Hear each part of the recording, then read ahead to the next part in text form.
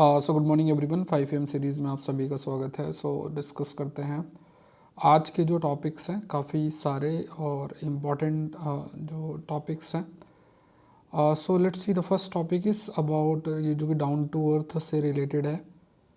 So first topic is about glycan. Glycan क्या है? They are the chains of sugar, they are the chains of sugar molecules on cell surface protein.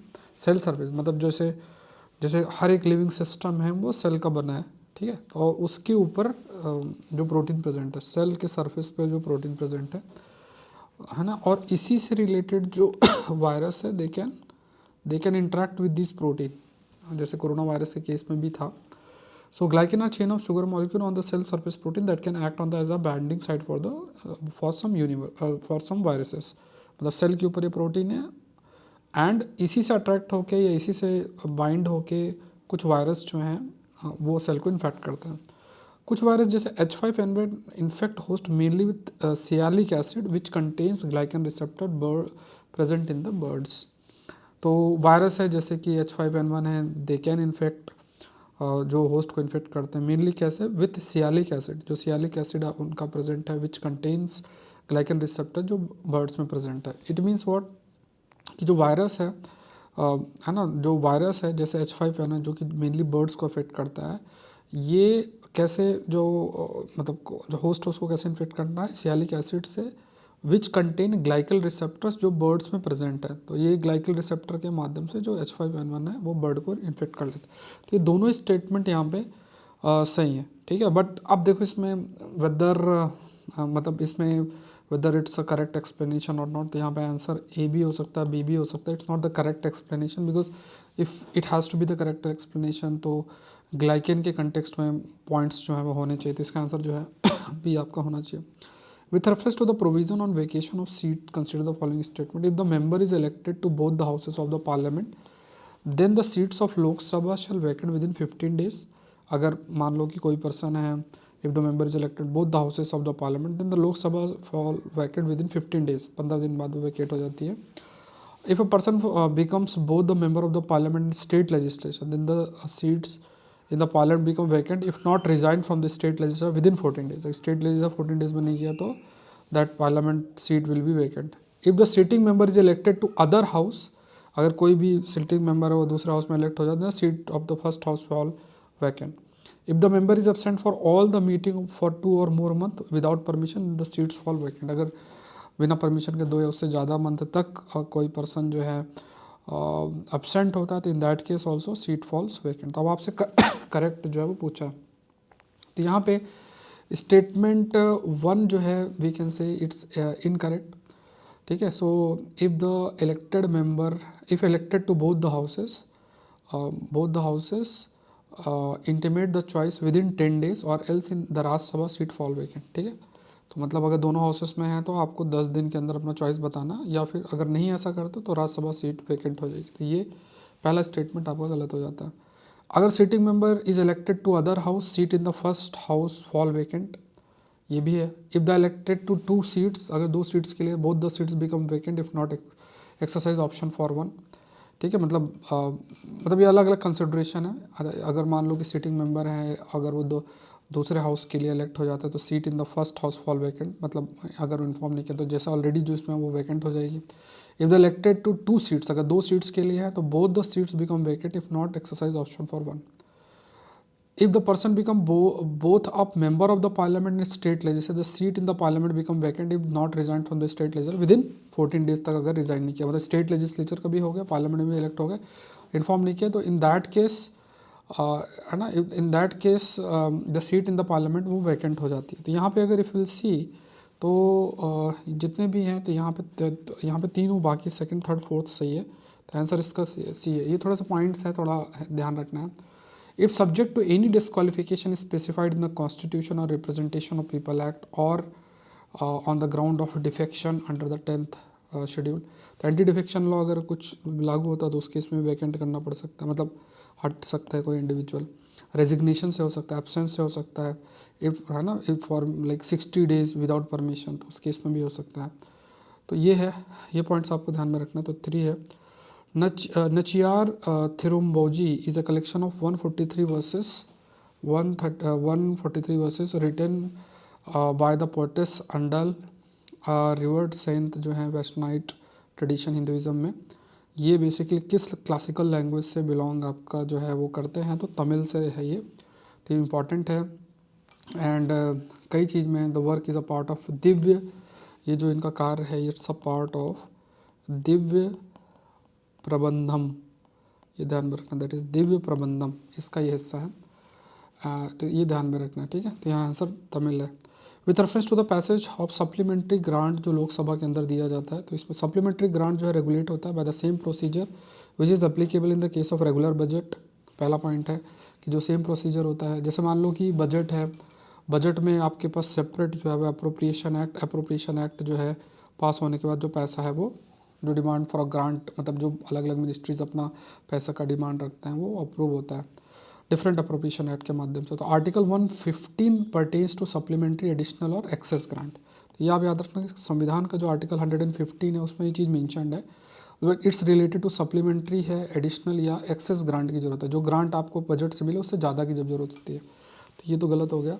116th जो article है constitution का, talks about vote on account, votes of credit and exceptional grant, ठीक है। तो ये certain terms हैं जो आपको ध्यान में रखना है। कई कंसिड्रेशन में आप देखोगे कि जैसे फॉर एग्जांपल प्रोसेस होता है बजट का, बट एक सर्टेन मतलब पूरा बजट के प्रोसेस से पहले ही तुरंत कुछ अमाउंट जो है वो रिलीज़ कर दिया जाता है, कर दिया जाता है, तो वो भी आप देखोगे, तो आई थिंक वो वोट ऑन अकाउंट के ऊपर है। तो यहाँ पे सप्लीमेंट्री एडिशनल और एक्सेप्शनल जो ग्रांट है, वोट ऑफ क्रेडिट, ये रेगुलेटेड होते हैं बाय द सेम प्रोसीजर जो कि रेगुलर बजट के कंटेक्स्ट में होता है। तो ये पॉइंट आपको ध्यान में रखना है कि जितने procedure that is related with regular budget, तो सप्लीमेंट्री एडिशनल एक्सेस या exceptional grant, vote of credit, ये सब इसी से जुड़े हुए हैं, मतलब दे आर सेम। तो यहाँ पे इनकरेक्ट आपसे पूछा तो बी सेकंड इनकरेक्ट है, पहला जो है सही है। सप्लीमेंट्री ग्रांट कब चाहिए होता है, जब जो भी पैसा मान लो पार्लियामेंट ने अथोराइज़ किया है अप्रोप्रिएशन एक्ट के माध्यम से, वो मतलब इनसफिशिएंट है, तो ये चीज़ है। और ये जो सप्लीमेंट्री ग्रांट है प्रेजेंट होता है पास बाय द पार्लियामेंट, और मतलब पार्लियामेंट के द्वारा ये पास होता है before the end of the financial year. Next देखते हैं the game of chess which find its origin in Indian subcontinent finds mention in how many among the following ancient text, जो है ना। तो यहाँ पे देखा जाए तो तीनों में मेंशन है, भविष्य पुराना, वशवदत्त और हर्ष चरित्रा, तीनों में ये चीज़ मेंशन है चेस के बारे में देखा जाए तो। भविष्य पुराण मतलब स्टीवर्ट कोलिन की बात करें तो उन्होंने कहा कि ये चीज़ मेंशन है भविष्य पुराण के अंदर मेंशन है। उसके बाद है ना, तो मतलब बहुत सारी ऐसी जगहों पे ये आपका मेंशन, इवन चतुरंग जो है has been a puzzle for century, the earliest clear reference come in north India from Gupta empire में भी ये चीज़ मेंशन है। बाण भट्ट की जो हर्ष चरित्रा है उसमें भी चतुरंग जो है वो मेंशनड है, तो ऑल थ्री है। सेशन को आप लोग लाइक जरूर से करें, ठीक है। With reference to the special protection group की बात करें, हिंदू का टॉपिक, ये specialized force of government of India है, mainly for the protection of current prime minister and his immediate family members, ठीक है, पता ही चला होगा स्टेटमेंट। तो यहाँ पे मतलब ये इलाइट फोर्स तो है mainly prime minister, farmer prime minister और उनके इमीडिएट फैमिली मेम्बर, इसमें इट्स नॉट लाइक कि प्रेजेंट ही होगा, फॉर्मर प्राइम मिनिस्टर को भी प्रोटेक्शन इनके द्वारा ही दिया जाता है, तो पहला तो गलत हो गया। फिर एसपीजी क्रिएट 1985 के अंदर हुआ था on the recommendation of Birbal Nath committee, सही है। 2003 में एसपीजी एक्ट अमेंड किया गया था against to reduce the protection period to 1 year which can be extended based on the threat level, ठीक है। तो यहाँ पे जो एसपीजी है it was created after the assassination of the prime minister Indira Gandhi, और mainly prime minister of India को protect करना, उनके family member both India and abroad में इन्हीं का काम रहता है प्रोटेक्ट करने का। एसपीजी प्रोटेक्ट करता है प्राइम मिनिस्टर और उनके फैमिली मेम्बर्स को जो उनके साथ रहते हैं ऑफिशियल रेसिडेंस के अंदर। एसपीजी ऑल्सो एक्ट अमेंड किया गया था to provide protection to the former prime minister and their family for a minimum of 10 years, 10 साल तक मिनिमम आपका प्रोटेक्शन प्रोवाइड किया जाता है, नॉट 1 ईयर, ठीक है। तो ठीक है, तो ये चीज़ भी आपको ध्यान में रखना है। सो इन 2003 द एक्ट वाज, इसको अमेंड किया गया था और इसको प्रोटेक्शन पीरियड को 1 ईयर के लिए कर दिया गया। तो ये सेकंड और थर्ड स्टेटमेंट सही, आंसर जो होगा इसमें सी होगा।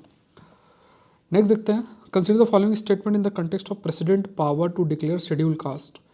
तो part 16 of the Indian constitution contain special provision, इसमें special provision for certain classes including schedule caste, schedule tribe और other social and educational backward classes article 341 जो है प्रेसिडेंट का, may with respect to any state और union territory where it is a state after consultation with the government thereof by public notification specify the caste race or tribe or part or group within the caste race or tribe which shall for the purpose of this constitution। तो यहाँ पे ठीक है, तो यहाँ पे like if you talk about it, तो इसमें इनकरेक्ट पूछा है तो दोनों करेक्ट है, मतलब पार्ट 16 के अंदर है स्पेशल प्रोविज़न है जहाँ पे किसी भी सर्टेन क्लास को डिक्लेयर किया जा सकता है इंडियन कॉन्स्टिट्यूशन के according schedule caste, schedule tribe या other socially educationally backward classes के रूप में। आर्टिकल 341 के अंदर प्रेसिडेंट विद रिस्पेक्ट टू किसी भी स्टेट और यूनियन टेरिटरी में स्टेप ले सकते हैं विद द कंसल्टेशन गवर्नर जो है उनके उसमें, और फिर नोटिफाई जो है वो किया जा सकता है।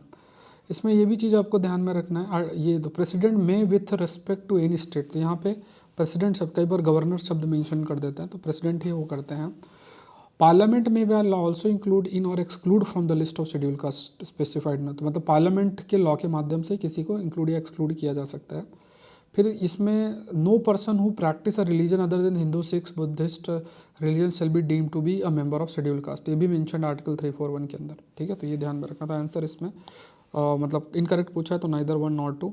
तिमोजी रिसेंटली न्यूज़ में था reference to the colonial history of India, it is associated which of the following colonial power in India.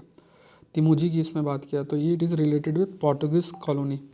So Portuguese Albuquerque जो क्यूरक्यू जो थे वो पोर्टुगीज थे, और ठीक है, तो had been asked to conquer the port of Hormuz, Aden and Malacca by his king.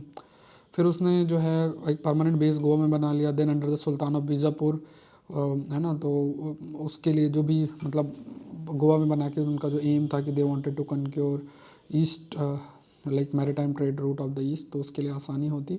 सो बहुत सारे जगह पे इन मैनी अकाउंट तिमैया, ठीक है, यहाँ पे तिमैया ये जो है ये डिस्क्राइब भी किया है as a Malabari pirates.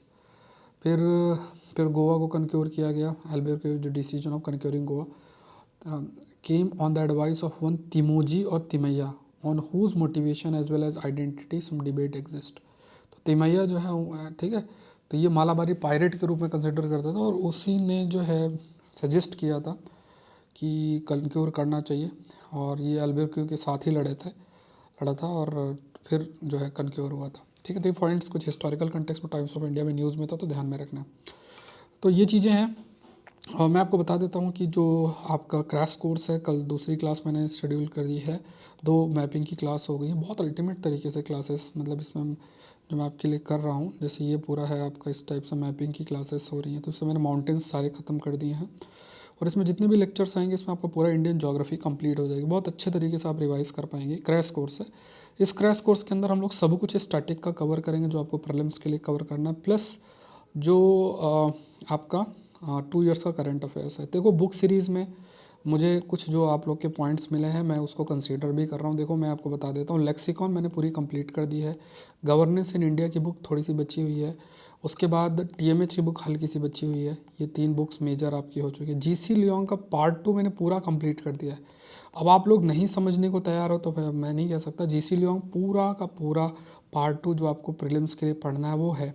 Volcanism, earthquake, इसके लिए अलग दूसरे सोर्सेस हैं, ठीक है, तो बाद में टाइम मिलेगा तो मैं पार्ट 1 के भी कुछ वीडियोस बना के डाल दूंगा, बट वो कहीं और अच्छे जगह से हम पढ़ सकते हैं। पार्ट 2 जीसी लियोंग में बहुत इंपॉर्टेंट है पढ़ने के लिए, तो ये चीज़ ध्यान में रखना है। इसके अलावा फिर अभी स्पेक्ट्रम कवर की जाएगी। हाँ, एनवायरनमेंट पे मैंने 8 लेक्चर्स डाले जिसमें मैंने बेसिक्स जो हैं आपको कवर किए हुए हैं। अब उसमें जो मेरे क्लास नोट्स ही हैं, ठीक है, उसमें जो हैंड रिटन नोट एक स्टूडेंट के हैं तो वो उसको यूज़ करके मैंने उस बेसिक्स आपको लिए कवर किया, प्लस एक बुक जो शंकर आइस वाली बुक है उसके भी वीडियोस मैं उसमें डालूंगा, ठीक है, ये सब आपको मिलेंगे।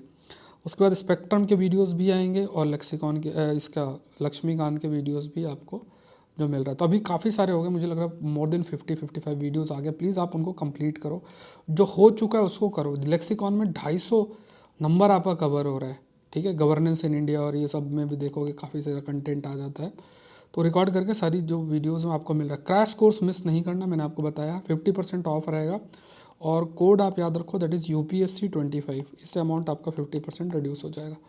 कोर्स ज्वाइन करने के लिंक डिस्क्रिप्शन बॉक्स में। साइंस टेक का कोर्स 10 तारीख से वीडियो मिलने लग जाएंगे, और खाली प्रीलिम्स करंट अफेयर्स, क्योंकि क्रैश कोर्स में सब कुछ इंक्लूडेड है, अलग से फिर आपको कुछ नहीं करना पड़ेगा।